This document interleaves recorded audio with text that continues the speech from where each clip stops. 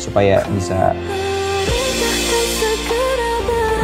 Mirza kembali bekerja seperti biasanya. Dia tidak peduli dengan intimidasi dari si seblak ceker Ranti. Saya startupnya. Kalau menurut saya kita harus segera. Support dari Positi membuat Mirza menjadi wanita yang kuat dan tangguh. Dia tidak boleh menjadi wanita yang lemah dan menye-menye di depan orang-orang yang tidak menyukainya selama Mirza berada di jalan yang benar. Mirza masih butuh pekerjaan karena dia memiliki hutang kepada Reza setelah Positi mengalami kecelakaan.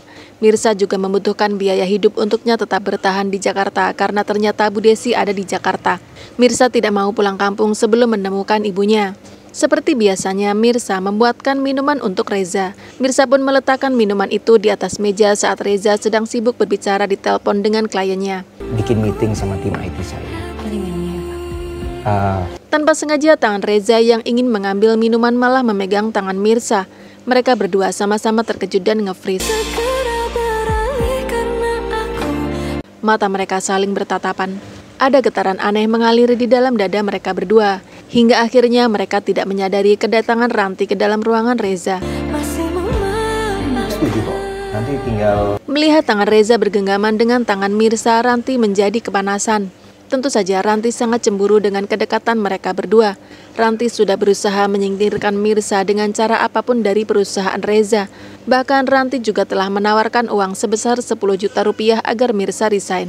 Bukannya menjauh, Mirza malah semakin dekat dengan Reza.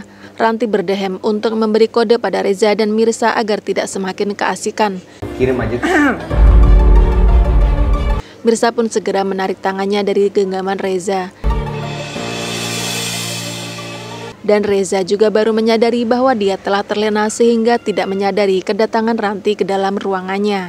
Radit, sadar kalian ikut ya. Apa uang yang saya kasih sama kamu kurang? Pak Pramana semakin curiga ada yang disembunyikan oleh Radit.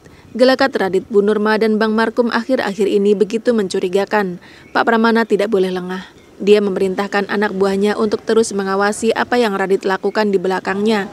Tetapi rupanya Radit menyadari bahwa dirinya sedang diawasi oleh orang-orang suruhan bapak mertuanya.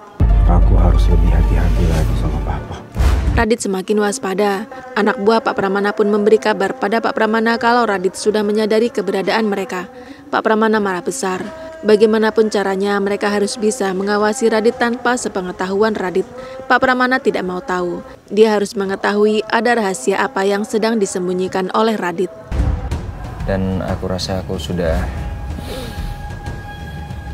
Reza akhirnya mengambil keputusan atas rekaman suara dari almarhum Bella yang memintanya untuk menikah dengan Ranti. Reza mengajak Ranti untuk berbicara empat mata. Ranti sangat senang karena akhirnya Reza mulai merespon rekaman suara almarhumah kakaknya. Ranti tidak sabar mendengar jawaban dari Reza. Cukup siap untuk. Tidak sia-sia Ranti membayar ahli IT untuk membuat rekaman suara palsu dari Bella yang menyampaikan keinginannya agar Ranti menggantikan posisinya untuk bisa menjaga Reza dan Aurel. Bicarain hal ini sama kamu. Dengan kata lain, rekaman suara palsu dari Bella itu meminta Ranti untuk menikah dengan Reza. Sebelumnya Reza merasa syok dan meminta waktu kepada Ranti untuk berpikir. Reza selama ini tidak pernah mencintai Ranti dan menganggapnya sebagai adiknya sendiri. Akhirnya, kamu akan menerima aku, Mas.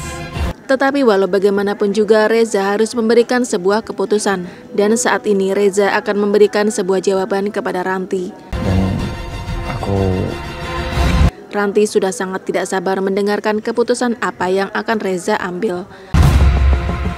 Mungkinkah Reza akan setuju untuk menikah dengan Ranti?